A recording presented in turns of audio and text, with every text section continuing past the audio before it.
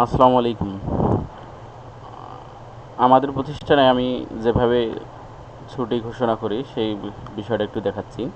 এখানে আপনারা অ্যাডমিন থেকে বা হেড অফিস থেকে ঢুকতে হবে। হেড অফিস থেকে ঢুকে আপনাকে এখানে অ্যাডমিনে যাইতে হবে। অ্যাডমিন থেকে আপনাকে অবশ্যই আগে ছুটি ঘোষণা করতে হবে, তো পরবর্তীতে ডে ইন করার অনুমোদন পাবেন। এই ছুটি ঘোষণা করার জন্য আপনার দেখেন অ্যাডমিন থেকে এই ছুটি আসুন, ছুটি ঘোষণা এ জায়গাতে আসবেন। এ জায়গাতে দেখা যাচ্ছে যে কোন কোন ছুটিগুলো এখানে আছে সবগুলো এখান থেকে দেখা যাবে।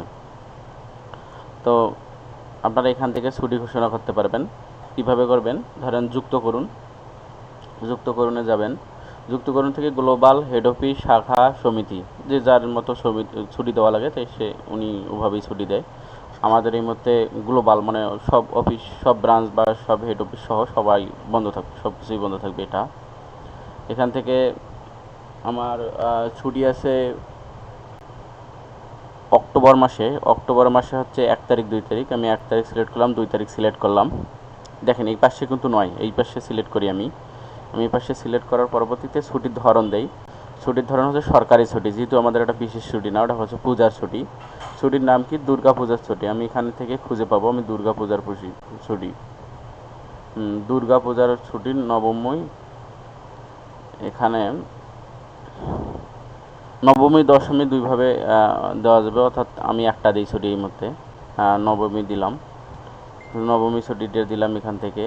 বিবরণ যদি দিতে চান সেক্ষেত্রে এখানে বিবরণটা দিতে পারেন আপনারা, যে দুর্গা পূজার ছুটি বা নবমী। আমি আপাতত আমি নবমী দিলাম, নয় দিলাম, এটাই তাই আপনারা বর্ণনা করে দেই। আমি এভাবে বর্ণনা করে দেব। এরপরে পরবর্তীতে এখানে দেখছে আপনি কি মাসিক লোনের আদায়যোগ্য এই মাসে বন্ধ রাখতে চান, এটা অবশ্যই না দিবেন।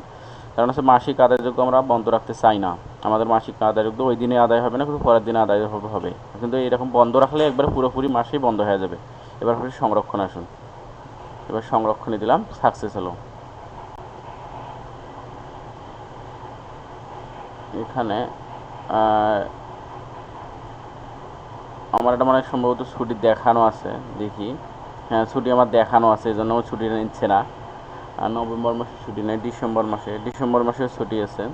ডিসেম্বর মাসে ছুটি দেখাইলো। আমার এগুলো ছুটি দেখা আছে, এই জন্য ছুটিগুলো আসলো না। আর এভাবেই সাকসেস দিলে এনাফ, সাকসেস করে দেবেন এনাফ।